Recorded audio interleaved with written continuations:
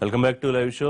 రాష్ట్రపతి ఎన్నికకి సంబంధించి ప్రస్తుతం వాతావరణం రాజకీయంగా రాష్ట్రపతి ఎన్నిక కూడా రాజకీయంగా మారిన పరిస్థితి మనం చూస్తున్నాం. ఎన్డీఏ అభ్యర్థి రామ్నాథ్ కోవింద్ నిన్న అట్టహాసంగా నామినేషన్ దాఖలు చేశారు. ప్రధాని సహా అతిరథ మహారథులు తరలివచ్చాయని చేత నామినేషన్ దాఖలు చేయించారు. ముఖ్యంగా తెలుగు రాష్ట్రాల ముఖ్యమంత్రులు ఇందులో కీలక భాగస్వాములుగా పార్టిసిపేట్ చేయడం కూడా ఆసక్తికరంగా ఉంది. ఇక ఎన్డీఏ భాగస్వామిగా ఉన్న ఆంధ్రప్రదేశ్ ముఖ్యమంత్రి పార్టిసిపేట్ చేశారు. అలాగే తెలంగాణ ముఖ్యమంత్రి కేసీఆర్ కూడా ప్రత్యేక అతిథిగా ఈ కార్యక్రమానికి వారు హాజరయ్యారు. ఇప్పటికే వారు సపోర్ట్ చేస్తున్నట్టుగా సంపూర్ణ మద్దతు ఇస్తున్నట్టుగా ప్రకటించారు. అలాగే తెలుగు రాష్ట్రంలో ప్రతిపక్షంగా ఉన్న ఆంధ్రప్రదేశ్ ప్రతిపక్ష వైసీపీ కూడా పూర్తి స్థాయిలో ఎన్డీఏ అభ్యర్థికి మద్దతిస్తోంది. ఇక యూపీఏతో పాటు దాదాపు 17 విపక్షాలు కలిపి మీరా కుమార్ మాజీ లోక్సభ స్పీకర్ను రాష్ట్రపతి అభ్యర్థిగా బరిలో ఉంచారు. అయితే తెలంగాణ రాష్ట్ర ఆవిర్భావంలో కీలక పాత్ర పోషించి అప్పుడు స్పీకర్గా ఉన్న మీరా కుమార్కి టీఆర్ఎస్ మద్దతు ఇవ్వాలి, ఆర్ఎస్ఎస్ భావజాలం ఉన్న వ్యక్తికి ఎట్లా ఇస్తారని కాంగ్రెస్ ప్రశ్నిస్తోంది.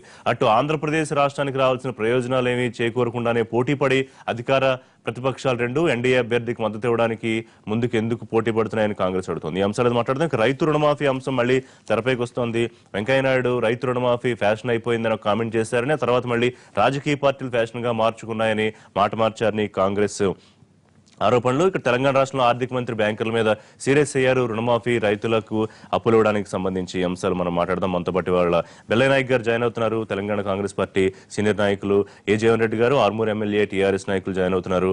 డీసీ గోవింద్ రెడ్డి గారు ఎమ్మెల్సీ వైఎస్ఆర్సీపీ ముఖ్య నాయకులు. ఇక విజయవాడ నుంచి లైవ్ లో అందుబాటులోకి వస్తున్నారు ఉమామహేశ్వరరావు గారు, Vijayawada east MLA TDP senior నాయకులు.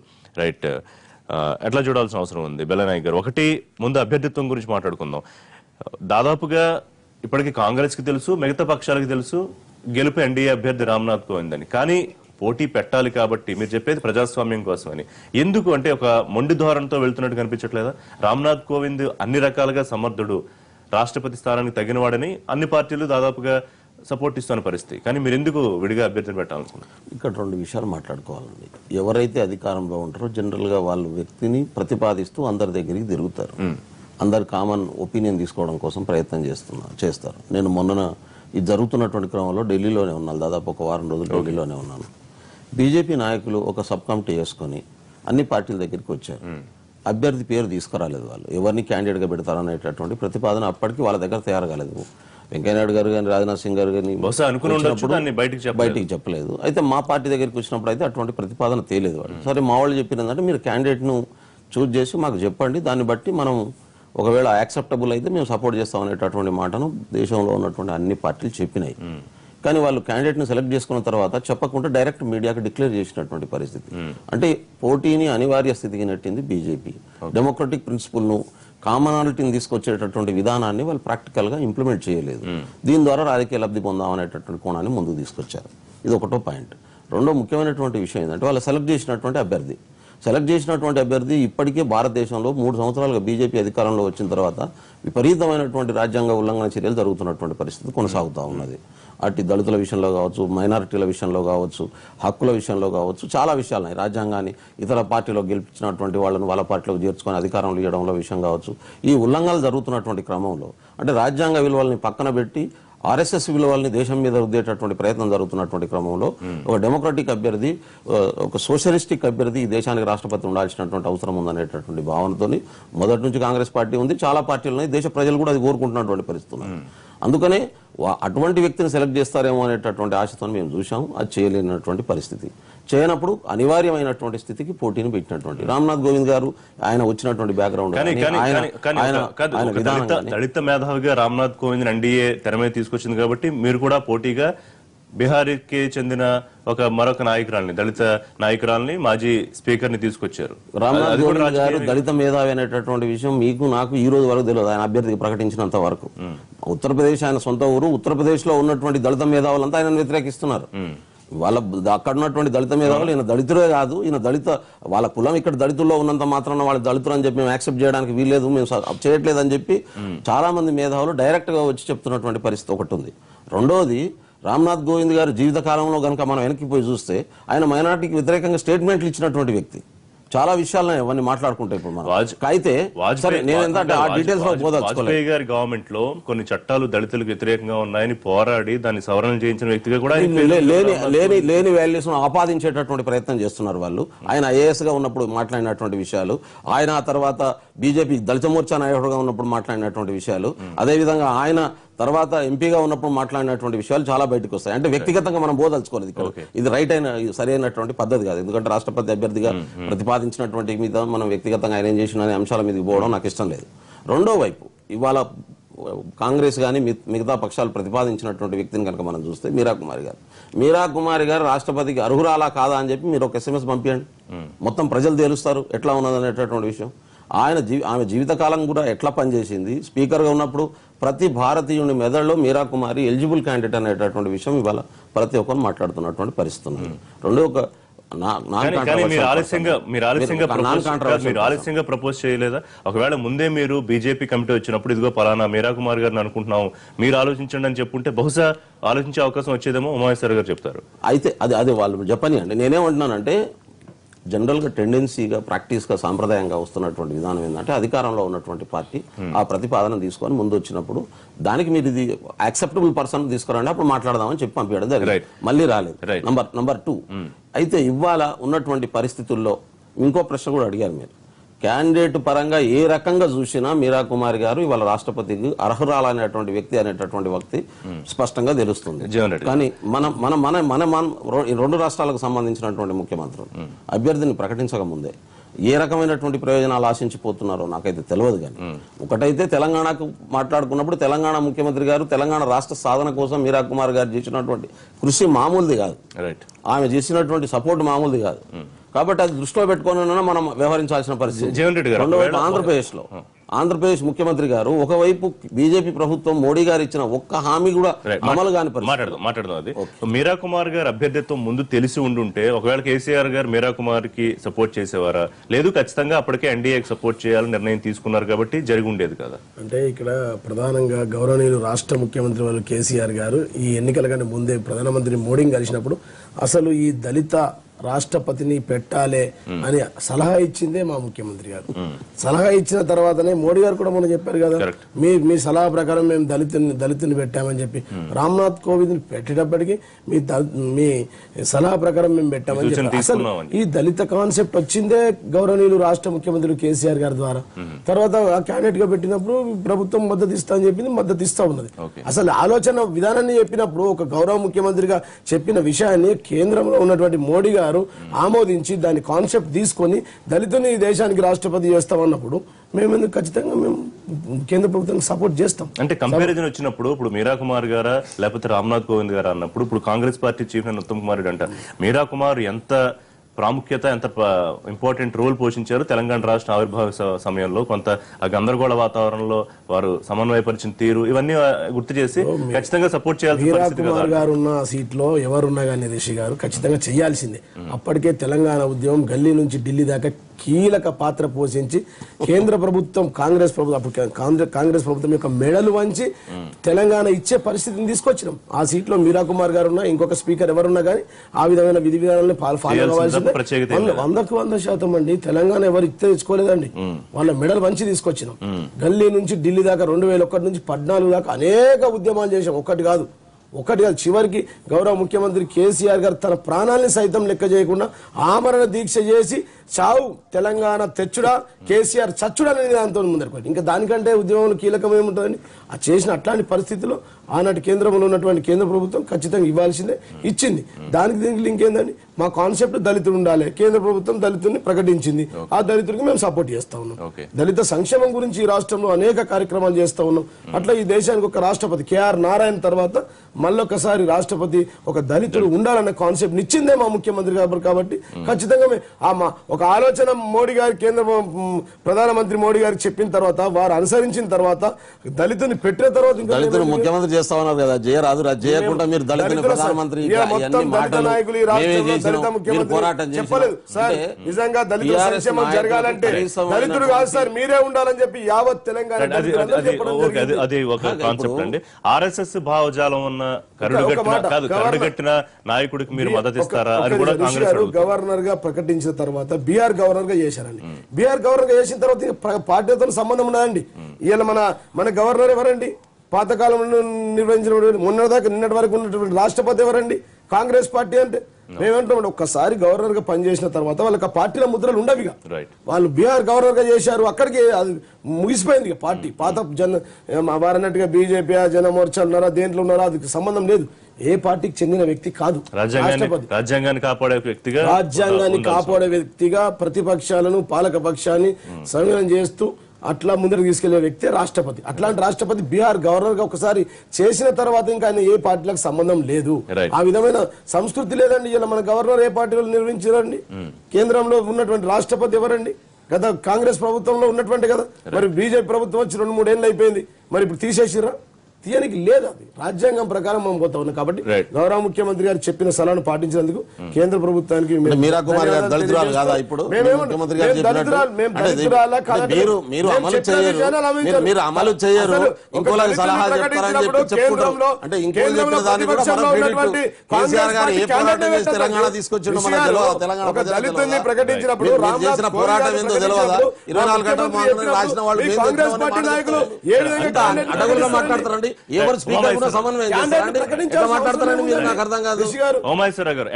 ఎన్డీఏ పార్టీ అభ్యర్థిగా చెప్పండి, ఒకవేళ మీరా కుమార్ ప్రపోజల్ ప్రతిపక్షాలు కాంగ్రెస్ సహా మిగతా పక్షాలు చేసి ఉంటే దానికి ఏకాభిప్రాయం వచ్చి ఉండేదా? హైపోథెటికల్ క్వశ్చనే, కానీ అటువంటి అవకాశం ఉండేదా? ఎందుకంటే రామ్నాథ్ కోవింద్ ఎంత ఆయన రాజ్యాంగ కోవిదుడు, న్యాయ నిపుణుడు, లేకపోతే దళిత మేధావి అన్నా వాళ్ళు ఖచ్చితంగా మీరా కుమార్ అనే అభ్యర్థిత్వాన్ని తెరపైకి తీసుకొచ్చారు. ప్రజాస్వామ్యాన్ని కాపాడుకుందుకు పోటీ చేస్తామని.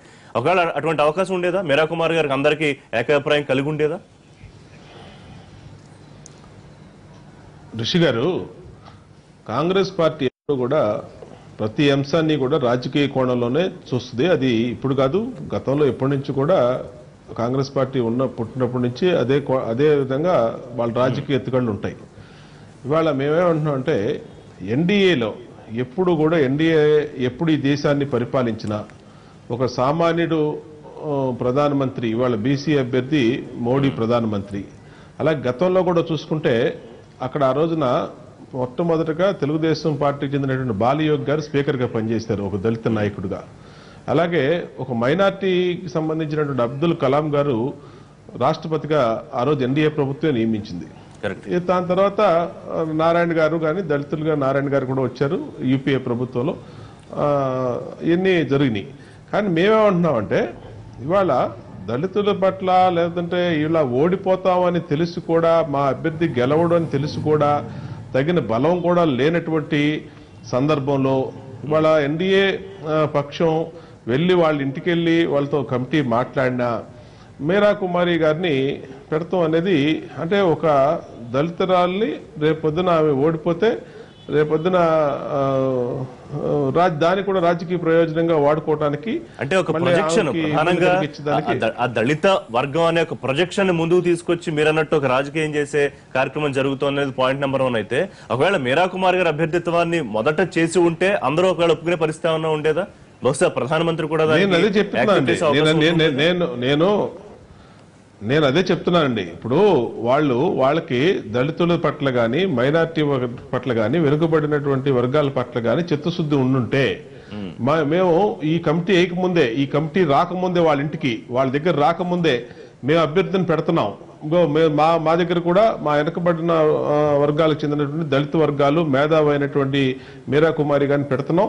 ఆమె సమర్థురాలు కాబట్టి మాకు సపోర్ట్ చేయండి అని వాళ్లే ముందు అడగాలి, లేదంటే కనీసం మీడియాలో ఉన్న స్టేట్మెంట్ ఇవ్వాలి.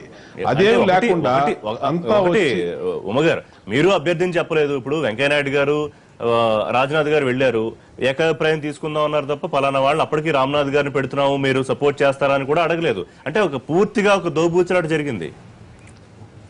ఇప్పుడు రిషి గారు మేము ఇప్పుడు ఎన్డీఏ అభ్యర్థిని పెట్టకుండా అంటే ఇప్పుడు ఆ రోజుకి అభ్యర్థిని ఫైనలైజ్ అవ్వలేదు కాబట్టి చెప్పలా. అభ్యర్థిని పెట్టకుండా అభ్యర్థి పేరు చెప్పకుండా మద్దతు ఎవరిని అడుగుతారండి? అంటే ఆ రోజుకి ఫస్ట్ ఏంటి ప్రిలిమినరీ టాక్స్ లో ఫస్ట్ మాకు సహకరించండి అన్నంత వరకే ఫస్ట్ విషయం. దాంట్లో గులాం నబీ ఆజాద్ గారు కానీ లేదంటే ఆ కాంగ్రెస్ పార్టీ పెద్దలు కానీ ఏమన్నారు, మీరు అభ్యర్థిని ప్రకటించండి అన్నారు. ప్రకటించినాక ఎందుకు ఆయనకి మద్దతు ఇవ్వట్లేదు, లేదంటే ఎందుకు మీరు అప్పుడు పెట్టారు, ఎన్నిటి కూడా మేమేమంటున్నామంటే కాంగ్రెస్ పార్టీ ఎప్పుడు కూడా ఏ కార్యక్రమం తీసుకున్నా తన సొంత రాజకీయ ప్రయోజనాలకు తీసుకుంటూ తప్పితే దళితుల పట్ల ప్రేమ గాని, మైనార్టీల పట్ల ప్రేమ గాని, వెనుకబడిన వర్గాల మీద ప్రేమ గాని ఉండదు. వీళ్ళు కేవలం దేశంలో రాజకీయం చేయాలి, దళితుల్ని మొదటి నుంచి మా పక్కన ఉన్నారని చెప్పి వాళ్ళకి ఏ మాత్రం అభివృద్ధి చేశారో తెలుసు, మైనార్టీలను ఏ విధంగా వాడుకుని వదిలేశారో తెలుసు, అలాగే బడుగు బలహీన వర్గాలు ఏ విధంగా వాడుకుని వదిలేశారో తెలుసు.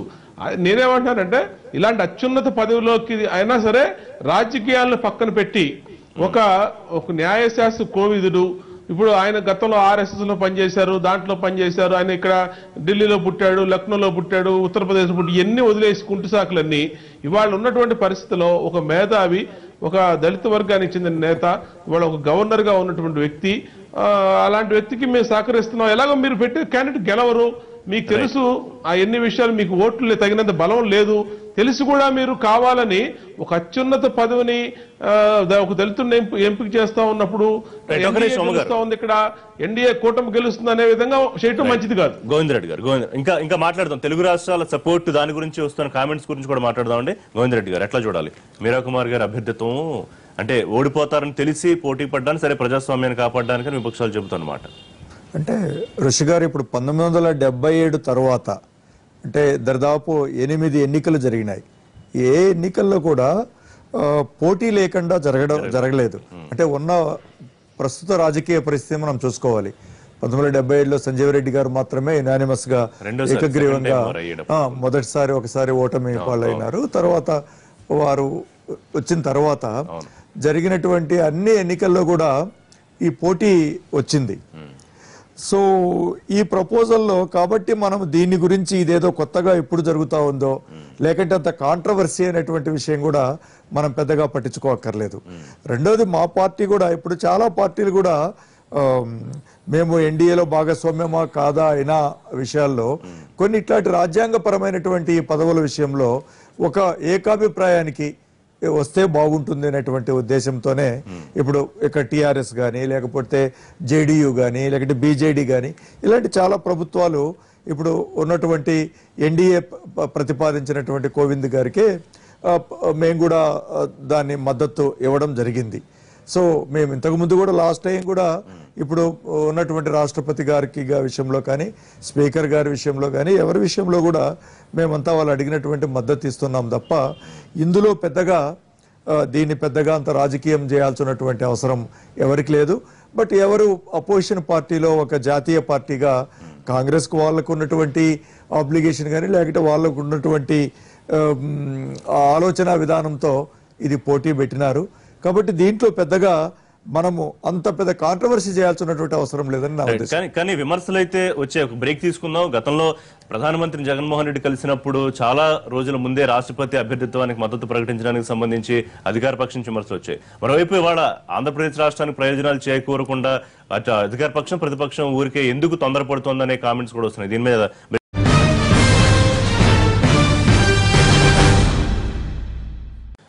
Welcome back. Telangana Congress demand ప్రకారం తెలంగాణ రాష్ట్ర ఆవిర్భావంలో కీలక పాత్ర పోషించిన మీరా కుమార్ కు సపోర్ట్ చేయాలి అనేది ఖచ్చితంగా వాళ్ళు అడుగుతుంటే ఎందుకు కాదో జీవన్ రెడ్డి గారు చెప్పారు, గోవింద్కి ఎందుకు సపోర్ట్ చేస్తున్నారు. కానీ ఆంధ్రప్రదేశ్ విషయానికి వచ్చినప్పుడు గోవింద్ రెడ్డి గారు గతంలో రాష్ట్రపతి ప్రణబ్ ముఖర్జీ ఎన్నికప్పుడు నేను అధికార పార్టీ చేసిన ఆరోపణలు చెప్తున్నాను. అప్పట్లో బెయిల్ కోసం జగన్మోహన్ రెడ్డి సపోర్ట్ చేశారు. ఇవాళ కేసుల నుంచి బయటపడడానికి నెల రోజుల ముందే అభ్యర్థులు తెలియకుండానే ప్రధానమంత్రితో భేటీ అయ్యి రాష్ట్రపతి ఎన్నిక అభ్యర్థిత్వానికి సపోర్ట్ చేశారనేది అధికార పక్షం తీవ్రంగా విమర్శ చేస్తున్న ఆరోపణ.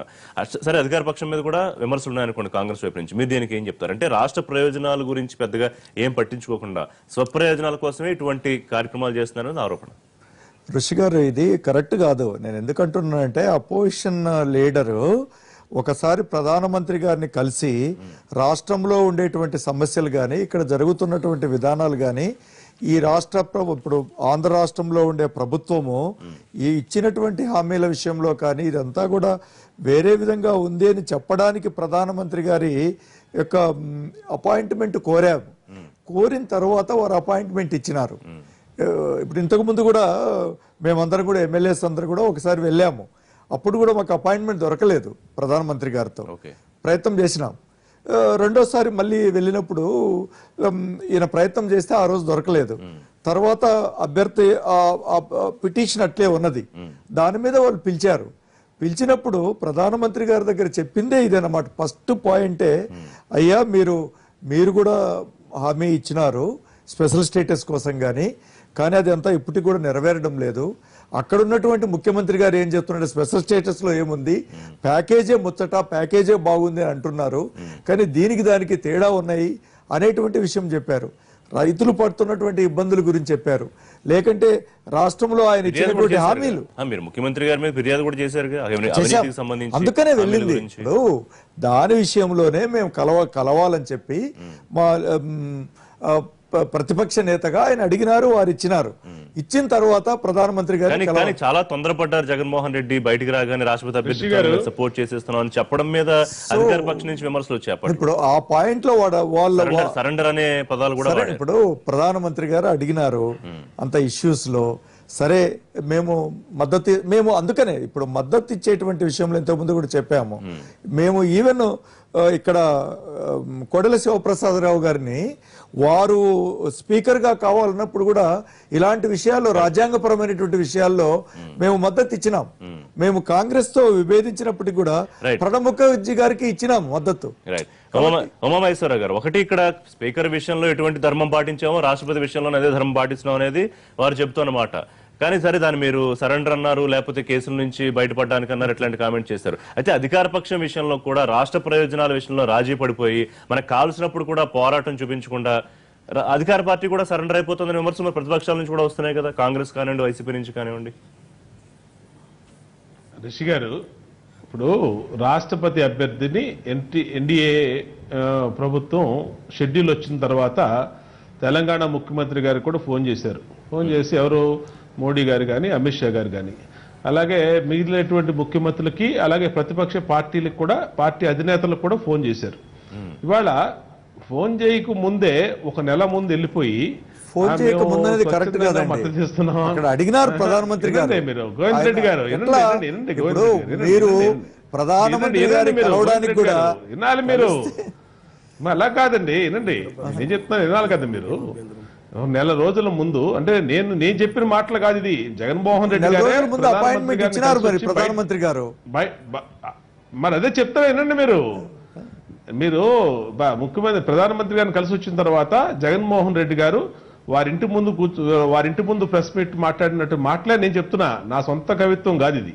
ఆ రోజు ఏం చెప్పారు ఆయన, ఇలాగా మేము ఒక భారతీయ జనతా పార్టీతో అన్ని విషయాల్లో మద్దతు ఇస్తా ఉన్నాం, 2 విషయాల్లో తప్పితే, ఏది స్పెషల్ స్టేటస్ ఒకటి, ఇంకోటి భూసేకరణ చట్టం, ఆ బిల్లులోనే వ్యతిరేకిస్తా ఉన్నాం, మిగతా అన్నిటిలో మద్దతు ఇస్తా ఉన్నాం, మాకు రాష్ట్రపతి ఎన్నికల్లో సంపూర్ణ మద్దతు ఉంది అన్నారు. అని వారి పార్టీ, వారి అధ్యక్షుడు, వారి ఇష్టం, మేమేం కాదంటలా దానికి. ఆయన ఎవరికైనా మద్దతు ఇచ్చుకోవచ్చు, ఎవరింటి ముందుకు వెళ్ళి నేను మీకు సపోర్ట్ చేస్తున్నాను అనొచ్చు, దానికి మేమే తప్పడతలా. దాంతోపాటు కొన్ని విషయాలు చెప్పారు ఆయన ఆ రోజున, గుర్తెచ్చుకోవాలి గోవింద్ రెడ్డి గారు కూడా. నన్ను ఈడీ అధికారులు వేధిస్తున్నారు, చట్ట ప్రకారం కాకుండా నా ఇల్లు సీజ్ చేస్తామంటున్నారు, జప్తు అటాచ్మెంట్ వేరు, జప్తు చేస్తామంటున్నారు, నన్ను ఈ అధికారులు అని అది కూడా ఆయన చెప్పాడు అక్కడ. ఎన్నిట్ల మీద కూడా మాట్లాడాము అన్నాడు. తర్వాత మళ్ళీ ఏమన్నారు, ఆంధ్రప్రదేశ్ ముఖ్యమంత్రి మీద చెప్పామని చెప్పారు. అలాగే లోపల ఇచ్చినటువంటి రిప్రజెంటేషన్ ఒకటి, రెండో రోజు పేపర్లో వచ్చిన రిప్రజెంటేషన్ ఒకటి వచ్చింది. ఎన్నిట్ల మీద ఏంటంటే చాలా చాలా సందేహాలు వచ్చినాయి.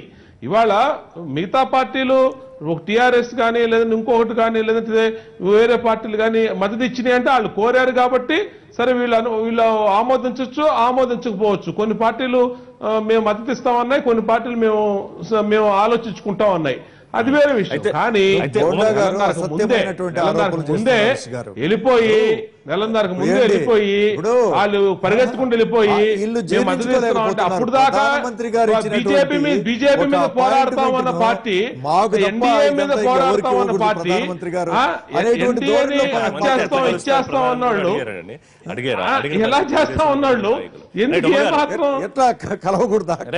సరే, ప్రధానమంత్రి ఎవరిని కలవాలి కూడా అనుకోండి. ఎనివే, మీ రాజకీయ కామెంట్స్ పక్కన పెడితే ఇవాళ మరి అధికార పక్షం మీద కూడా విమర్శలు వస్తున్నాయి కదా. కాంగ్రెస్ పార్టీ అడుగుతోంది, మీరు రాష్ట్ర ప్రయోజనాలు తాకట్టు పెట్టలేదా, కనీసం రాష్ట్రానికి రావాల్సిన అడగలేకపోతున్నారు, ఊరికి ముందే మన సపోర్ట్ గురించి మాట్లాడుతున్నారు, అడగాల్సిన అడగట్లేదని మీ మీద కూడా విమర్శలు వస్తున్నాయి కదా.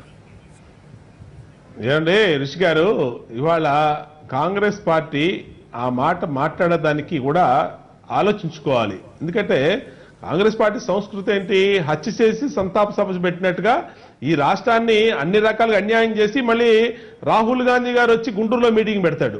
ఇవాళ ఈ రాష్ట్రానికి ఇంత తీరని ద్రోహం చేసింది కాంగ్రెస్ పార్టీ ఆ రోజు.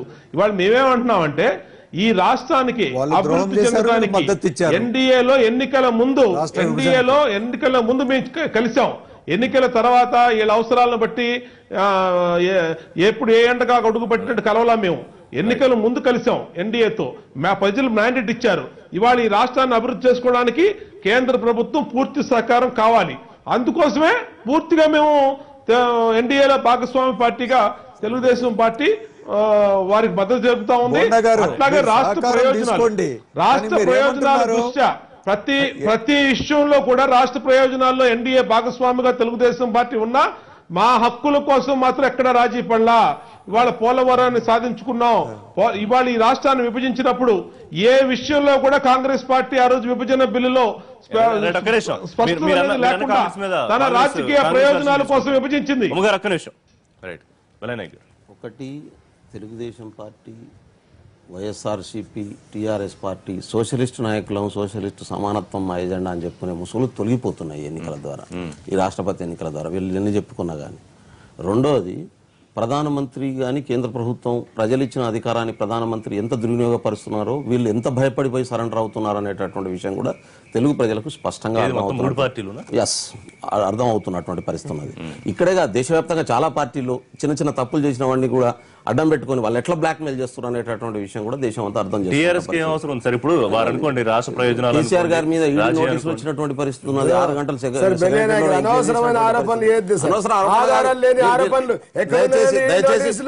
లాస్ట్ ఇయర్ ఇదే బోనాలు జరుగుతున్నప్పుడు ముఖ్యమంత్రి 6 గంటలు సిబిఐ ఎంక్వైరీ చేసిందా లేదా, సెక్రటరీ లో రికార్డు చెప్పండి.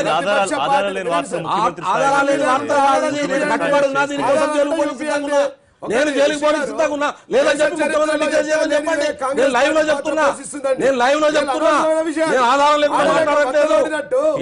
లేకుండా మాట్లాడట్లేదు. టీఆర్ఎస్ ముఖ్యమంత్రి చెప్పిన సందర్భం ఏంటంటే టీఆర్ఎస్ కి బీజేపీ ఉన్న రాజకీయ సంబంధాలు లేకపోతే రాజకీయ వైరం వేరు, డిమానిటైజేషన్ కానివ్వండి, జీఎస్టీ కానివ్వండి, రాష్ట్రపతి అభ్యర్థిత్వం విషయంలో అంశాల వారీగా సంపూర్ణ మద్దతు ప్రకటిస్తున్నాం అనేది వారు చెప్తున్న సమైక్య భావం చెప్పారు. మీరేమో సరెండర్ అయిపోతున్నారు, భయపడుతున్నారు. మీరు కొత్త కాంగ్రెస్ పార్టీ అండి 28 లక్షల కోట్ల రూపాయలు అభివృద్ధి చేసింది కాంగ్రెస్ పార్టీ. ఆకాశంలో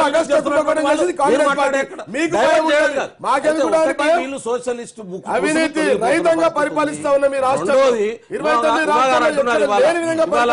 కాంగ్రెస్ పార్టీ రాజకీయాలు చేస్తున్నారు.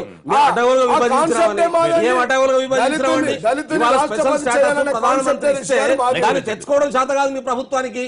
నేను అంటున్నాను, ఏం డిమాండ్ పెట్టి రాష్ట్రపతి అభ్యర్థికి సపోర్ట్ చేస్తున్నారు? ఏ ఆంధ్రప్రదేశ్ ప్రజల ప్రయోజనాలు మీరు ఇవాళ ఇది చేయాలని చెప్పి మోడీ ముందర పెట్టేటువంటి పరిస్థితి, ఇవి ఇస్తేనే మేము సపోర్ట్ చేస్తామని కండిషన్ పెట్టగలిగారా? కనీసం మీరు ఒక మైనారిటీని ప్రధానమంత్రి చేసినటువంటి ఘనత కాంగ్రెస్ పార్టీ, ఒక మైనారిటీని ఒక దళితుని రాష్ట్రపతి చేసిన ఘనత కాంగ్రెస్ పార్టీ. ఇవాళ బొండ ఉమ్మగారు అడ్డగోలు ఆరోపణ చేస్తున్నారు కాంగ్రెస్ మీద. ఇవాళ చేసినటువంటి ఈ దేశంలో ఎస్సీలకు గాని, ఎస్టీలకు గాని, బీసీలకు గాని, మైనారిటీలకు గాని, అన్ని మతాలకు మత సామరస్యాన్ని పాటిస్తూ ఒక లౌకిక దేశంగా దీన్ని నడిపిస్తున్నది కాంగ్రెస్ పార్టీ. ఇది మనం గుర్తుపెట్టుకోవాలి. మనకి ఇష్టం ఉన్నా లేక రెడ్డిని తెచ్చిపెట్టినావా, శేషన్ను తెచ్చిపెట్టినావా అండి? ఒక దళితులు మేము పెట్టినప్పుడు ఆ రోజు శేషన్ను ఒక అగ్రకుల వద్దాన్ని తీసుకొచ్చి అడ్డం పెట్టిన రోజు ఏం మాట్లాడారు వీళ్ళంతా? ఎటుపోయి సపోర్ట్ చేసారు మీరంతా? ఇవాళ మాట్లాడుకోవాల్సినటువంటి అవసరం ఉంది. పోటీ ఏదో కాంగ్రెస్ పార్టీ కొత్తగా పెట్టినట్టు, ఇవాళనే పోటీ జరుగుతున్నట్టు, పోటీ లేకుండా రాష్ట్రపతులంతా యునానిమస్ గా అయినట్టు ఒక తప్పుడు ప్రచారం చేస్తున్నారు. ప్రజాస్వామ్యాన్ని కూని చేస్తున్నారు, రాజ్యాంగాన్ని కూని చేస్తున్నారు. అది ఎక్స్పోజ్ చేయాలి, అది ప్రజాస్వామ్య వ్యవస్థలో నిలబెట్టాల్సిన బాధ్యత కాంగ్రెస్ పార్టీగా అదే వైఎస్ఆర్సీపీ ముసుగు కూడా తొలగిపోతుందంటున్నా నేను.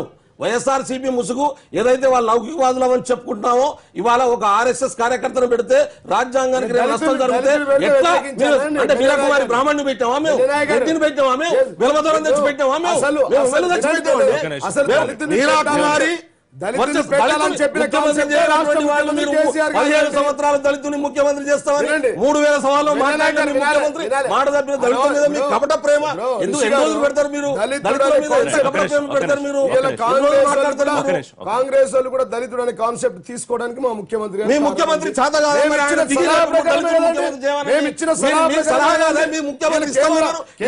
ప్రధానమంత్రి మోడీ గారు పెట్టుబడిగా పనిచేస్తున్నారు ముఖ్యమంత్రి. తెలంగాణ కాంగ్రెస్ చేసిన కామెంట్ మీద నాకు ఈ 3 పార్టీల వర్షం కావాలి. ఒకటి, కేంద్ర ప్రభుత్వానికి భయపడో లేకపోతే మరో కారణంతోనో ఒక లొంగిపాటు ధోరణి అనే కామెంట్, సీరియస్ కామెంట్ కాంగ్రెస్ చేస్తుంది. ఇది 2 అధికార పక్షాలకి ప్రతిపక్షానికి సంబంధించి. ఇప్పుడు కాంగ్రెస్ ఆడలేక మధ్యలో ఓడినట్టు అనవసరమైన ఆరోపణలు, ఆధారాలు లేని ఆరోపణలు ఇక్కడనే కాదు మిగతా రాష్ట్రాల్లో కూడా ఇటువంటి ధోరణి ఉంది కేంద్ర ప్రభుత్వంతో. నిన్న చూశాము రిషి గారు, ప్రధానమంత్రి మోడీ గారే మీ సలహా ప్రకారం దళితుని పెట్టామని చెప్పి ముఖ్యమంత్రి గారిని అడిగారు. మా సలహా పాటించినప్పుడు మేము ఇంకా సపోర్ట్ చేయకుండా మరి ఇంకేముంటుందండి? ఒక దళితుని పెట్టినప్పుడు కాంగ్రెస్ పార్టీ అనవసరంగా పెట్టాల్సిన అవసరం ఏముందండి? మేమేమంటాం మరి? మీ కాన్సెప్ట్ దళితుడే కదా, ఆయన కూడా దళితుడే కదా. మరి ఉమ్మగారు కాంగ్రెస్ చేసిన ఆరోపణ రిషి గారు ఒక విషయం అండి, ఇప్పుడు వాళ్ళు కాంగ్రెస్ పార్టీ ఏంటంటే ఇవాళ గల్లీ నుంచి ఢిల్లీ దాకా ఎక్కడా కూడా కాంగ్రెస్ పార్టీ లేదు. ఇలాంటి ఆరోపణలు చేయడానికి మాత్రమే టీవీల్లో కూర్చోనో పత్రికా ప్రకటనలు మాత్రమే. తెలుగుదేశం ఉందా అంటే తెలుగుదేశం ఉందా? మీ రాష్ట్ర దాటితే ఈడ వదిలిపెట్టి ఆల్రెడీ కేసీఆర్ వదిలిపెట్టి మీ పార్టీ ముఖ్యమంత్రి గారు.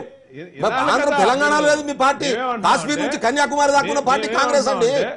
కాంగ్రెస్ పార్టీ కాశ్మీర్ నుంచి కన్యాకుమారి దాకా ఉంది. మన ఈ మూల దాడితే లేదు. ఉమ్మడి రాష్ట్రాల్లో ఉన్న పార్టీని ఒక రాష్ట్రానికి కుదించుకున్నారు మీరు. సలహాలు చెప్తే ఎట్లా గారు? ఎన్డీఏ భాగస్వామి పార్టీగా ఎన్డీఏ భాగస్వామి party Telugu Desam party. Congress party ఒక మాట మాట్లాడుతున్నప్పుడు ఆలోచించుకొని మాట్లాడాలా. మిగతా పార్టీలు వేరు, తెలుగుదేశం పార్టీ వేరు. ఎన్నికల ముందు పొత్తు పెట్టుకున్నాం, కాంగ్రెస్ పార్టీ అది గ్రహించాలా. ఇవాళ తెలుగుదేశం పార్టీ ఎన్డీఏలో భాగస్వామి పార్టీ. ఎన్నికల్లో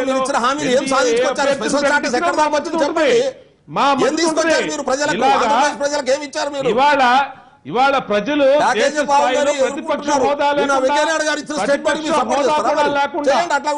ప్రతిపక్ష హోదా కూడా లేకుండా కాంగ్రెస్ పార్టీని కూర్చోబెట్టారంటే అది 125 సంవత్సరాల కాంగ్రెస్ పార్టీ అనుకునే పార్టీ. మరి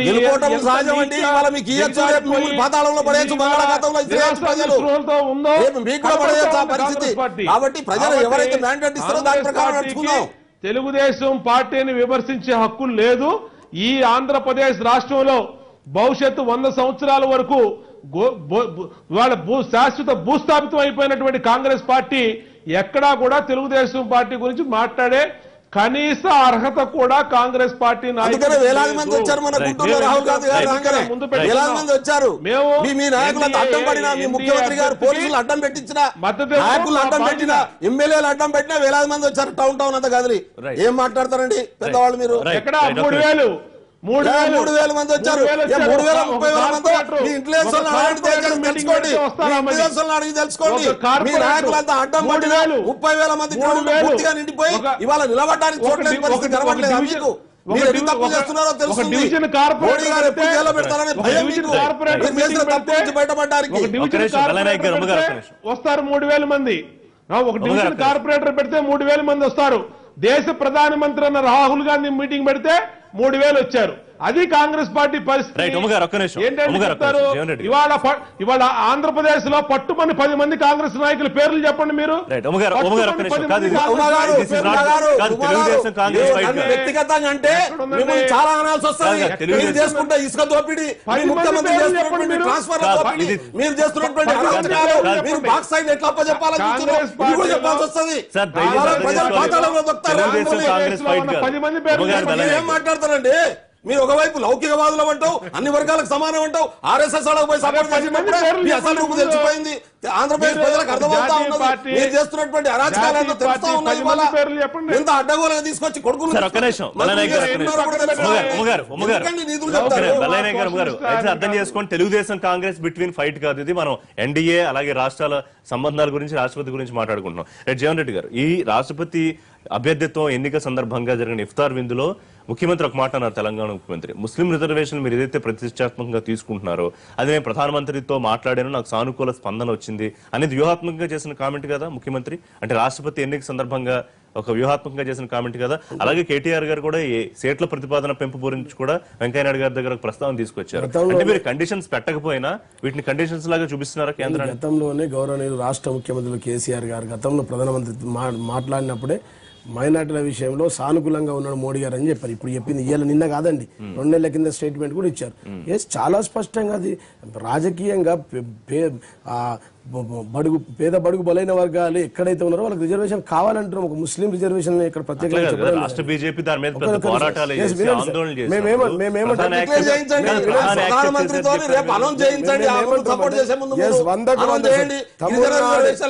చేసి ముస్లిం రిజర్వేషన్లను ఇస్తామని చెప్పి బీజేపీ రాష్ట్ర నాయకత్వం ఇదే దేశంలో ఇదే ప్రజాస్వామ్యంలో ఇదే భారతదేశంలో గతంలో రాష్ట్రంలో ఏ విధంగా అయితే అమల్లోకి వచ్చిందో మైనార్టీ రిజర్వేషన్ ఈ ప్రాంతంలో కూడా అదే విధంగా తీసుకొస్తామని చెప్పి దానికి చెప్పినట్టుగా ఎన్నికల మేనిఫెస్టోని మా ఖురాన్ గా భావించి మేము చెప్పింది అసెంబ్లీ తీర్మానం చేసి కేంద్రానికి పంపాం. కేంద్రం దృష్టికి కూడా తీసుకొచ్చాం. అన్కండిషనల్ మద్దతు అనే పేరుతో అనఫీషియల్ కండిషన్స్ అయితే పెట్టారు కేంద్రానికి. ముస్లిం రిజర్వేషన్లకు సంబంధించి కేంద్రం రాష్ట్రాల మధ్య సత్సంబంధాలు ఉంటుంది. ఫెడరల్ సిస్టమ్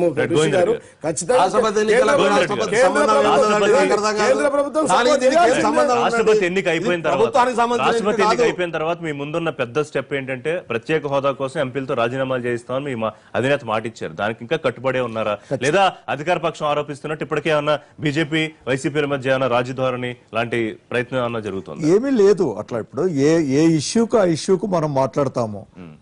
మేము ప్రిన్సిపల్ స్టాండ్ అన్నమాట. అంటే ఇప్పుడు ముఖ్యమంత్రి గారు చంద్రబాబు నాయుడు గారు ఏమంటున్నారు, అసలు స్పెషల్ స్టేటస్ తీసుకురావాల్సింది, కొట్లాడాల్సింది, పోరాడాల్సింది ఆయన అసలు దాంట్లో ఒక్క మంచి పాయింట్ ఏముందో చెప్పండి ప్యాకేజ్ కంటే అని. అంటే ఇట్లాంటిది ఆయనేది చేంజ్ చేస్తున్నారు. మేమేమో మా స్టాండ్ లో ఎక్కడ కూడా ముఖ్యమంత్రి గారి స్టాండ్ ఏంటని కాదు, నా పాయింట్ ఏంటంటే ప్రత్యేక హోదా ఎజెండాగా ఎన్నికలకు వెళ్తామని మీ అధినేత ఇప్పటికే చెప్తున్నారు. కానీ రాష్ట్రపతికి దానికి లింక్ పెట్టద్దన్నారు. సో ఎన్నిక అయిపోతుంది జూలైలో, తర్వాత మీరు దాని మీద పోరాడతారు. 100% ఏ పాయింట్ అయితే చెప్తామో చెప్పిన మాటకు మేము ఈ రోజు ఒక మాట రేపు ఒక మాట మాట్లాడే వాళ్ళం కాదు. మేము చెప్పేది ఏంటంటే ప్రధానమంత్రి గారు అపాయింట్మెంట్ ఇచ్చి గంటన్నర సేపు మాట్లాడినప్పుడు కూడా ఈ ఇష్యూల మీదనే మాట్లాడాము. సో ఉమ్మగారు, అప్పుడు మీరు చెప్పింది తప్పు అవుతుంది. దేనికోసమో ప్రతిపక్ష అధినేత జగన్మోహన్ రెడ్డి సరెండర్ అయిపోయారనో లేకపోతే రాజధానికి వచ్చారని తప్పు అవుతుంది. ఎందుకంటే వాళ్ళు స్పష్టంగా చెప్తున్నారు రాష్ట్రపతి ఎన్నిక తర్వాత ప్రత్యేక హోదా కోసం రాజీనామాలు ఉంటాయని. కాదు రిషి గారు, ఇవాళ ప్రజల్లో మీడియాని తప్పుగా మనం అంచనా వేసుకోకూడదు. ఇవాళ జగన్మోహన్ రెడ్డి గారు స్పష్టంగా ప్రకటించారు ఏమని, మేము స్పెషల్ స్టేటస్ మీద మా ఎంపీలతో రిజైన్ చేయించి రేపు జూలైలో జరిగే సమావేశాలకి మేము రాజీనామా చేయించి మేము కేంద్రం మీద ఒత్తిడి తీసుకొస్తామని అక్కడికి వెళ్ళి సరెండర్ అయ్యారు. తర్వాత ఇంకో విషయం ఏంటి, ఇప్పుడు సరెండర్ అంటే ఎట్లండి? ప్రధానమంత్రి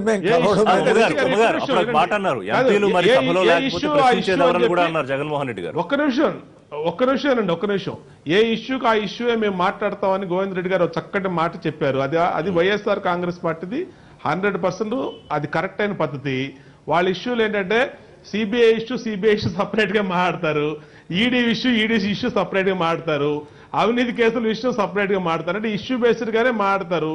కానీ రాష్ట్ర ప్రయోజనాలు మాత్రం ఇష్యూ బేస్డ్ గా ఉండవేళి వీళ్ళే పొలిటికైజేషన్ చేసుకుని రాజకీయం ఇక్కడోటి మాట్లాడతారు, గుంటూరులో మాట్లాడతారు, వైజాగ్ లో మాట్లాడతారు, ఢిల్లీ వెళ్ళి ఎక్కడట్లా మాట్లాడడం చెప్పండి. ఎక్కడైనా కూడా మాలో స్పష్టత లేదా? జప్తు ముఖ్యమంత్రి గారు అట్లా మాట్లాడే స్పష్టత లేకుండా జప్తు చేయొద్దని చెప్పండి, లేదంటే రిక్వెస్ట్ చేసుకుంటారు. మేమేమంట కాదంటల్లా, మేమేమంటున్నామంటే వైఎస్ఆర్ కాంగ్రెస్ పార్టీ ఇవాళ నిరాశ నిస్పృహలతో నిర్వీర్యం అయిపోతున్నాం ఉంది అనే బాధలో ఉన్నారు. మేమేం చెప్తున్నాం అంటే మాకు కమిట్మెంట్ ఉంది ఈ రాష్ట్ర అట్లే కళ్ళు కట్టండి. చూద్దాం అధికార పార్టీ కమిట్మెంట్ ఏంటి, లేకపోతే ప్రతిపక్ష పార్టీ కమిట్మెంట్ ఏంటో తేలిపోతుంది. థ్యాంక్ యూ వెరీ మచ్ కలిసి ఈ రాష్ట్రాన్ని అభివృద్ధి జగన్మోహన్ రెడ్డి గారి ఆదరణ ఏ విధంగా పెరుగుతుందో మీరు ఒక్కసారి చూడాలా. థ్యాంక్ యూ జగన్ రెడ్డి గారు, థ్యాంక్ యూ బెల్లనాయక్ గారు, రేపటి లైవ్